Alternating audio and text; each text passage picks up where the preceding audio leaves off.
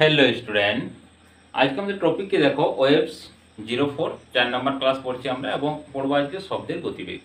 শব্দ কি না তার আগে বলি, আমরা যে তিনটে ক্লাস এর আগে ওয়েভের অলরেডি করেছি, তার মধ্যে ফার্স্ট ক্লাস ওয়েভ সম্বন্ধে ধারণা, দ্বিতীয় ক্লাস হচ্ছে চলতরঙ্গের সমীকরণ এবং তাদের গতিবেগ কি হয় ইন ডিটেলস। নাম্বার 3 যে ক্লাস, সেখানে আমরা উপরিপাত করেছি, অর্থাৎ দুটো তরঙ্গ যদি পরস্পর মিশ্রিত হয় তাদের লব্ধি তরঙ্গ কত হবে এইগুলো। তার মধ্যে আবার কিছু ঘটনা করেছি, ব্যতিচার এবং স্ট্যান্ডিং ওয়েভ স্থান তরঙ্গ। আর বলেছি যে নেক্সট যে ক্লাস আসবে সেই নেক্সট ক্লাস আমরা ইন ডিটেলস বিট সম্বন্ধে আলোচনা করব। তো এর পরের ক্লাসে আমরা বিট সম্বন্ধে আলোচনা করব, মানে 4-5 নাম্বার ক্লাসে ইন ডিটেলস বিট। কারণ এখান থেকে তরঙ্গের উপরিপাতে রয়েছে চ্যাপ্টার থেকে বিট থেকে সবচেয়ে বেশি প্রশ্ন তোমাদের পড়ে হয়েছে।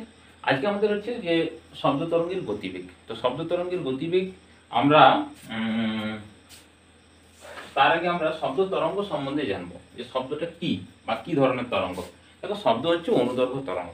তরঙ্গ কয় প্রকার না, তরঙ্গ আমরা জানি অনুদৈর্ঘ্য তরঙ্গ এবং তির্যক তরঙ্গ।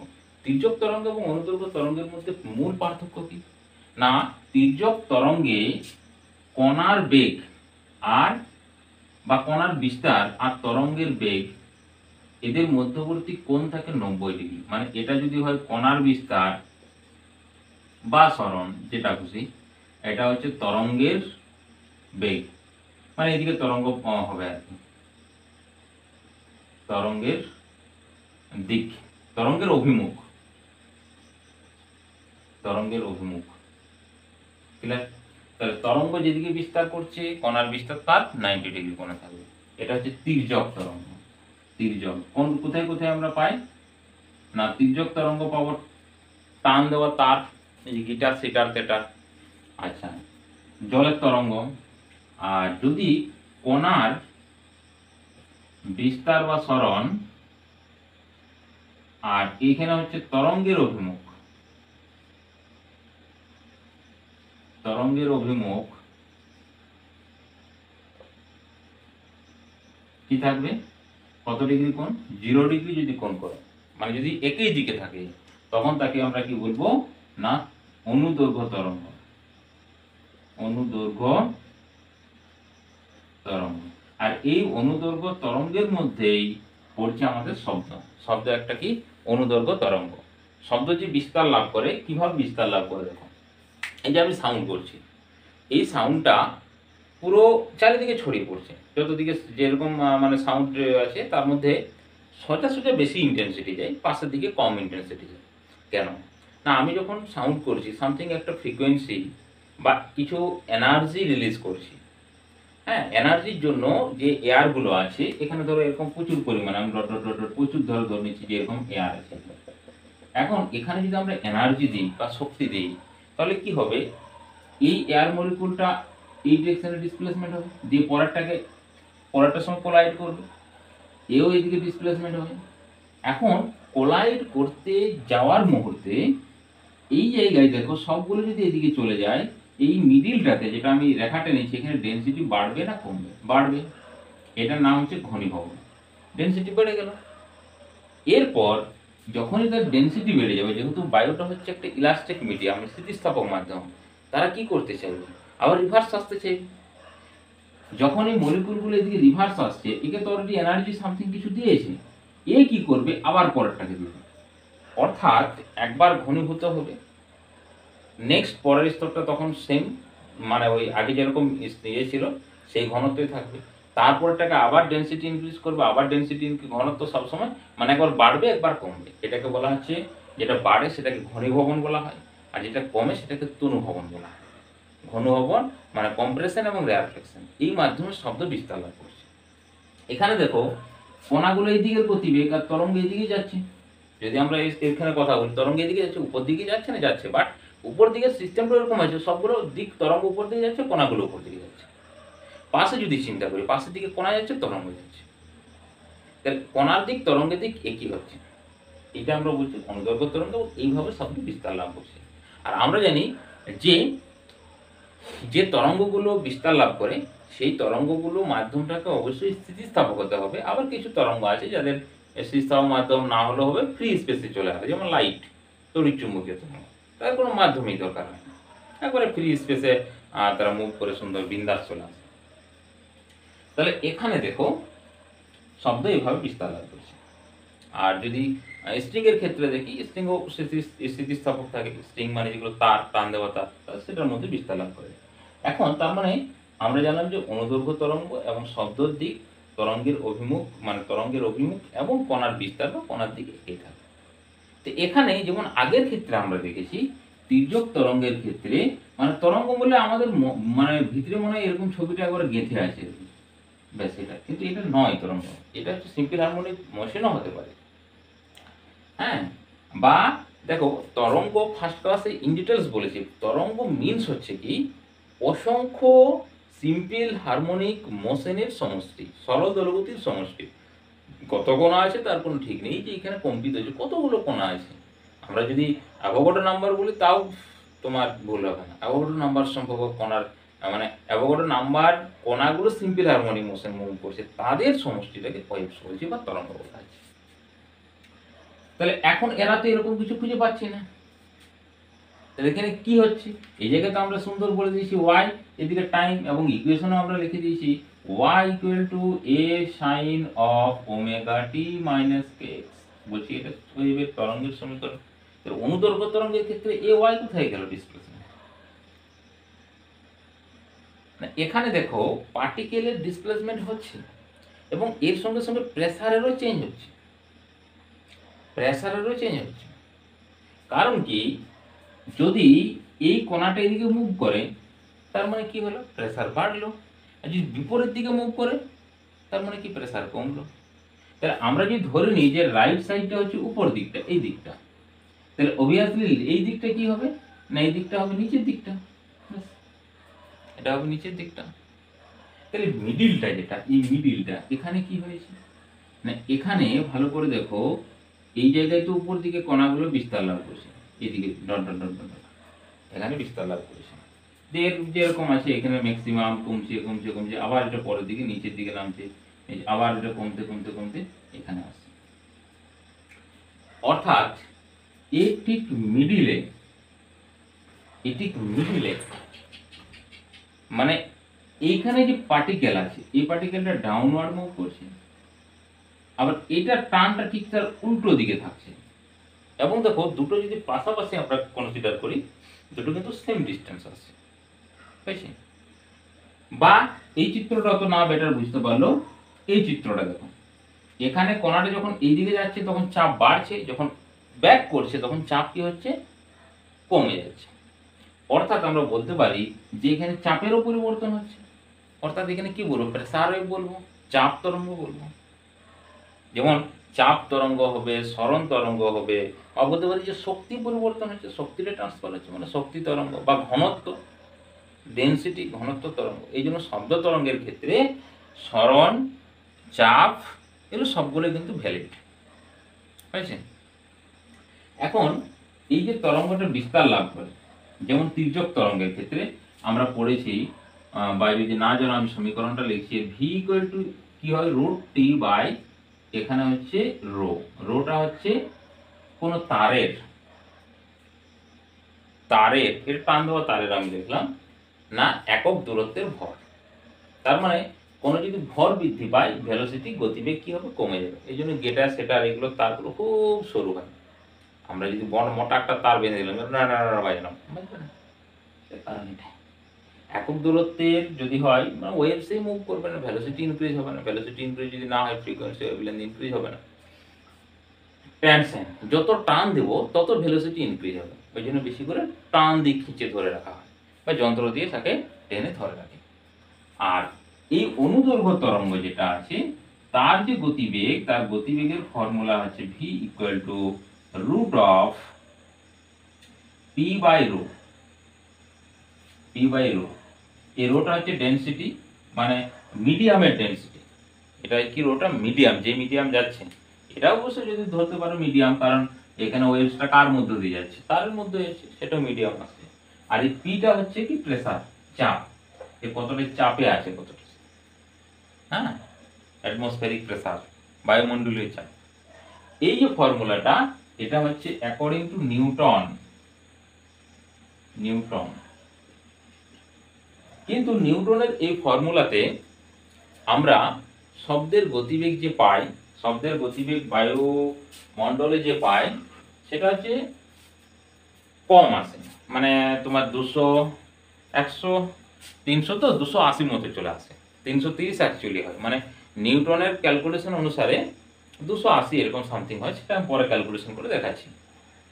আর তার মানে কি, আর যদি আমরা বাস্তবে দেখি তাতে দেখা যাচ্ছে 330 এরকম সামথিং হয়। কেন ডিফারেন্ট হয়ে গেল, হয়েছে? সেই জিনিসটাতে আমরা আসছি। এখন নিউটনের যে কনসেপ্ট, হচ্ছে, আচ্ছা তার আগে বলি, যে কোনো তরঙ্গের ক্ষেত্রে বিশেষ করে শব্দ তরঙ্গ, তাদের অ্যাকচুয়ালি ফর্মুলা মানে velocity v equal to root of E by, বা এখানে কি লিখবো, আচ্ছা লিখি ই ডিভাইডেড বাই রো, যেখানে ইটা হচ্ছে কি ইলাস্টিক কনস্ট্যান্ট। যদি কঠিন হয় তার ক্ষেত্রে ইয়ং আসবে, ঠিক আছে? যেমন তির্যক তরঙ্গ তাদের ক্ষেত্রে আসবে young modulus, bulk modulus, liquid gas এগুলোর ক্ষেত্রে, ঠিক আছে? এগুলো আসবে, এটা ভি ভেলোসিটি।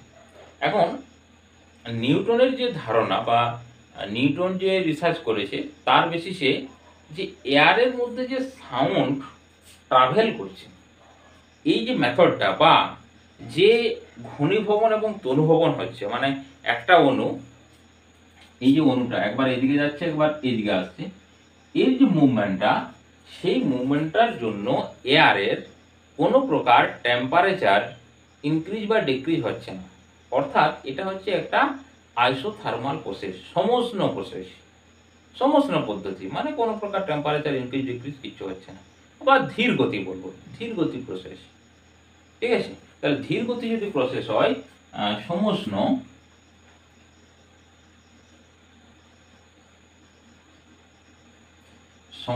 প্রক্রিয়া,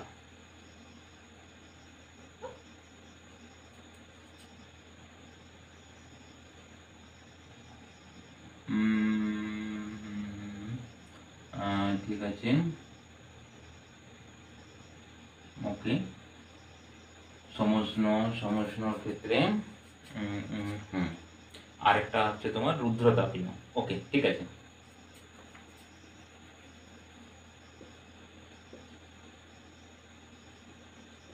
সমষ্ণ প্রক্রিয়া, তাহলে এই যে সমষ্ণ প্রক্রিয়া, তার যে ফর্মুলা, সেখানে আমরা জানি যে পিভি সমান কনস্ট্যান্ট হয়। সমষ্ণ প্রক্রিয়াতে পিভি সমান কনস্ট্যান্ট, বা এখান থেকে যদি ডিফারেন্সিয়েট করি, P d v plus V d p সমান কনস্ট্যান্টের ডিফারেন্সিয়েশন 0, और আমরা বলতে পারি পি ডিভি সমান হচ্ছে মাইনাস ভি ডিপি, और বলা যায় এখানে যে P equal to minus d p divided by d v by V. এইটা মানে কি দেখো তো, এইটা মানে হচ্ছে বাল্ক মডুলাস। কারণ চাপ মানে কি, বল বাই ক্ষেত্রফল, মানে হচ্ছে পীড়ন চলে এলো। তাহলে পীড়ন, উপরেরটা পীড়ন, ডিপি মানে পীড়ন, হ্যাঁ। কারণ কি, পি সমান কি হয়, পি সমান এফ বাই এ হয় না, আর এফ বাই এ মানে তো আমরা জানি পীড়ন, এসিবি স্থাবক ক্ষেত্রে। আর দেখো ডিভি বাই ভি আয়তন বিকৃতি, কারণ আয়তনের পরিবর্তন, ডিভি মানে আয়তনের পরিবর্তন, ডিভাইডেড বাই ভি মানে প্রাথমিক আয়তনের পরিবর্তন। তাহলে এটা হচ্ছে বাল্ক মডুলাস, অর্থাৎ পি ইকুয়াল টু, বা এ মাইনাস সাইনটা এই জন্যই হয়, মানে বাল্ক মডুলাসে, কারণ এটা উল্টো রিভার্স হয়, প্রেসার প্রয়োগ করলে আয়তন কমে যায়। তাহলে পি ইকুয়াল টু আসছে বি, আর আমি কি বললাম যে ইটা চেঞ্জ হয়, মানে কঠিনের ক্ষেত্রে ওয়াই হয়, লিকুইড বা গ্যাসের ক্ষেত্রে বাল্ক মডুলাস হয়। তাহলে এখানে ভি এর ভ্যালু কত আসছে দেখো, ভি ইকুয়াল টু আসছে root of P by rho. এখন পি এর যে মান খুব ভালোভাবে তোমরা জানো, atmospheric pressure 1.01 into 10 to the power কত হয় 5, আর এয়ারের যে ডেনসিটি 1 পয়েন্ট সামথিং, এখানে একটু ভ্যালুটা দেখে নিই, কারণ তাছাড়া অ্যান্সার ঠিকঠাক বেরোবে না। 1.29 হয়েছে, 1.29। এখানে যদি আমরা ক্যালকুলেট করি তাহলে ভি এর ভ্যালুটা বেরোবে 280 metre per second. Clear? 280 metre per second.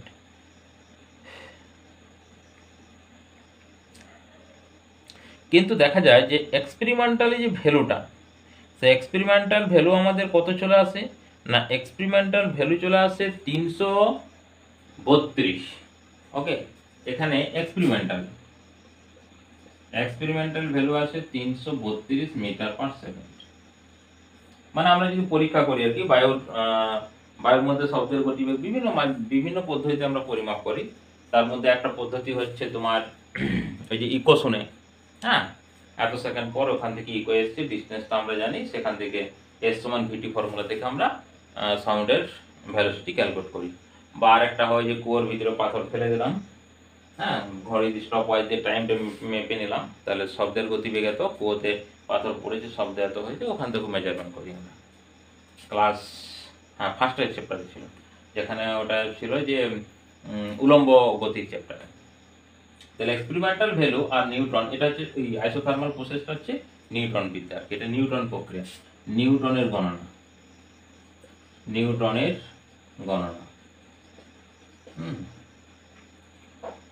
মানে নিউটন সবসময় ভুল করে, তাই তো না। তো কোনো জিনিস যদি আমরা আগে থেকে তার ভ্যালু বা আগে থেকে তার মান ধরো জানি, আর একটা এক্সপেরিমেন্টাল করে বেরোলো, যদি ও এটা ক্যালকুলেশন না করতো, তাহলে পরবর্তীকালে ল্যাপ্লাস বলে যে বিজ্ঞানী আছে, ল্যাপ্লাসের সংশোধন, ল্যাপ্লাস সেটা নিয়ে তো ভাবতোই না। এই জন্য তারও কিন্তু এখানে গুরুত্ব আছে, হয়েছে। তো ল্যাপ্লাস দেখো, ল্যাপ্লাস কি বলছে, হ্যাঁ, ল্যাপ্লাস বলছে বায়ুর মধ্য দিয়ে শব্দ যে বিস্তার লাভ করে সেটা আদৌ সমষ্ণ প্রক্রিয়া নয়, ল্যাপ্লাসের সংশোধন, ঠিক আছে। কি বললো, যে বায়ুর মধ্য দিয়ে যে শব্দ বিস্তার লাভ করছে এই প্রক্রিয়াটা সমষ্ণ প্রক্রিয়া নয়। এটা হচ্ছে তাহলে কি, এটা হচ্ছে রুদ্ধতাপীয় প্রক্রিয়া, অ্যাডাইবেটিক প্রসেস। কারণ সিম্পল দেখো, এর বেগ এত স্পিডে মুভ করছে 330 মিটার পার সেকেন্ডে, তার মানে এই প্রক্রিয়াটা কিন্তু কোনো সময় ধীর গতি হতে পারে না। তাহলে অ্যাডাপটিভ প্রসেস আমরা কি বলছি, যে কোনো প্রকার উষ্ণতার পরিবর্তন হতে পারে, বাট বাইরে থেকে কোনো টেম্পারেচার ইনক্রিজ ডিক্রিজ বা বাইরে থেকে আমরা টেম্পারেচার দেবো না। হ্যাঁ, এখন তুমি একটা জিনিস ভাবো, যে আমরা যে সাউন্ড করছি এর যে এনভায়রনমেন্টাল পরিপার্শ্বের যে টেম্পারেচার আর যেটুকু অঞ্চল দিয়ে সাউন্ড যাচ্ছে বা যে সামান্যতম এরিয়াতে সাউন্ড ট্রাভেল করছে, যা প্রসেসটা ঘটছে, তার যে টেম্পারেচার ডিফারেন্সটা অনেক কম। মানে ধরো 1 ডিগ্রিও ডিফারেন্স নেই, যে চেঞ্জ হলো সামথিং কিছু, মানে 0.2 ডিগ্রি 3 ডিগ্রি চেঞ্জ হলো, সেটা এনভায়রনমেন্টালে কোনো স্কেলেই ধরা পড়বে, বুঝেছি। কারণ সবসময় কি, বাইরে তো আর এখানে কোনো কন্টেনার পুরো একবার ক্লোজ কন্টেনার করছি না, বাইরে থেকে সবসময় টেম্পারেচার অবভিয়াসলি চলে আসছে। কিন্তু যদি ক্লোজ কন্টেনার করি, বা যেটা আমরা বলি ওটাকে যে পুরো রিজিড করে দিলাম, ঠিক আছে, আইসো ওটাকে বলা হচ্ছে কন্টেনারগুলোকে, যার মধ্যে তাপ কোনো প্রকার যেতে পারবে না, সেই কন্টেনারগুলোর নাম হচ্ছে তোমার রিজিড ওয়াল। তো একটা হয়, সেটা রিজিড ওয়ালের ক্ষেত্রে ট্রান্সফার হতে পারে। যাই হোক, তার একটা নাম আছে, মানে খুব ভালো নাম আছে, যে ওই ওয়ালগুলো কোনো প্রকার বাইরের সঙ্গে কোনো প্রকার তার যোগাযোগ থাকবে না। মানে কার যোগাযোগ, টেম্পারেচার যোগাযোগ। হ্যাঁ, মানে পাত্রটার বাইরেও তাপ দিতে পারবে না, আর বাইরের তাপও পাত্রের ভিতরে ঢুকতে পারবে না। ওই পাত্রগুলো একটা পার্টিকুলার নাম আছে, কি এই মুহূর্তে মনে পড়ছে না। আচ্ছা থাক, মনে পড়ে বলে দিচ্ছি। তাহলে ল্যাপ্লাস সমস্যা বলছি যে এটা হচ্ছে সমস্যা নয়, এটা হচ্ছে রুদ্রতাপীয় পদ্ধতি। তাহলে রুদ্রতাপীয় পদ্ধতির ক্ষেত্রে কি হয়, তাপীয় প্রক্রিয়া, রুদ্রতাপীয় প্রক্রিয়ার ক্ষেত্রে P V to the power gamma সমান কনস্ট্যান্ট হবে। রুদ্রতাপীয় প্রক্রিয়ায় P V to the power gamma সমান হচ্ছে কনস্ট্যান্ট। এখানে যদি ডিফারেন্সিয়েশন করি, তাহলে দেখো প্রথমে হচ্ছে পি এর ডিফারেন্সিয়েশন করছি, তাহলে V to the power gamma d p plus, এরপর হচ্ছে পি ভি এর ডিফারেন্সিয়েশন করছি, তাহলে পি গামা প্রথমে চলে আসবে, ভি এর মাথায় গামা মাইনাস 1 হয়ে যাবে, তারপর ডিবি হবে, তারপর 0 কনস্ট্যান্ট ডিফারেন্সিয়েশন 0। হ্যাঁ, যেমন এক্স স্কোয়ার ডিফারেন্সিয়েশন কি হয়, এক্স স্কোয়ার বা এক্স স্কোয়ার টু বড় টার্ম এক্স কিউব ডিফারেন্স, প্রথমে 3 বসে যায় না, যদি x square x cube difference করি তখন 3x3 - 1 এটা dx এরকম হবে। ওই জন্য ওটা করেছি, দেখো গামা প্রথমে চলে আসছে, এই তোর পাওয়ার গামা আছে, গামা -1 dx হয়ে গেল। এখন এটাকে যদি ওইভাবে সাজাই আমরা, তাহলে গামা পি কে এদিকে রাখলাম আর ওইদিকে নিয়ে গেলাম, একে ওইদিকে নিয়ে গেলাম, মাইনাস হয়ে যাচ্ছে V to the power gamma d p divided by V to the power gamma -1 d v, और গামা পি সমান চলে আসছে মাইনাস ডিপি ডিভাইডেড বাই, এটাকে যদি নিচে নামায় তো মাইনাস হবে, ওটা কেটে যাচ্ছে, তার মানে এই গামা আর গামা কেটে গেল, -1 পড়ে থাকে, তাহলে -1 মানে নিচে ভি চলে আসছে। দেখো এটা হচ্ছে বাল্ক মডুলাস। তাহলে এখন বাল্ক মডুলাসের ভ্যালু কত আসছে, গামা পি আসছে, এটা হচ্ছে বি বা বিটা, বুঝছেন? তাহলে ভেলোসিটির ফর্মুলা কি হবে, রুট অফ, এখানে গামা পি আসবে, গামা পি বাই রো, তাহলে রুট অফ গামার value 1.41 into 10 to the power, আচ্ছা এটা পি এর মান এর 1.01 into 10 to the power 5 divided by rho মানে 1.29, এইটা দেখা যাচ্ছে যে 333 এরকম আসছে মিটার পার সেকেন্ড। তাহলে 333 মিটার পার সেকেন্ড। আর এক্সপেরিমেন্টাল ভ্যালু কত না, এক্সপেরিমেন্টাল ভ্যালু হচ্ছে আমাদের 332, তার মানে কি একবারে কাছাকাছি আসছে, অর্থাৎ এটা হচ্ছে কারেক্ট আছে। এরপর আমার প্রশ্ন হচ্ছে গামা কি করে আমরা 1.4 পেলাম, গামা কি করে 1.4 পেলাম? না গামা মানে কি না, গামা মানে হচ্ছে গ্যাসের ক্ষেত্রে আপেক্ষিক তাপ দুটো থাকে, একটা হচ্ছে স্থির আয়তনে, একটা স্থির চাপে। তো গামার ভ্যালু হচ্ছে সিপি বাই সিভি, এই দুজনের রেশিওকে বলা হয় গামা। তো গামার ভ্যালু এখানে 1.4 কেন হচ্ছে না, এয়ার হচ্ছে ডায়াটমিক গ্যাস। কেন ডায়াটমিক গ্যাস?